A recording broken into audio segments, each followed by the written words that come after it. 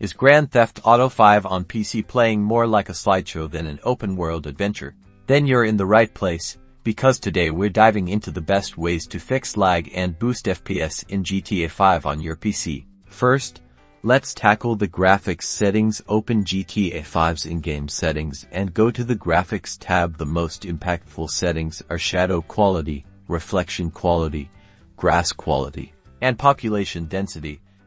Try lowering these settings one by one and see which one gives you the biggest FPS boost. Consider disabling advanced settings initially for additional performance gain.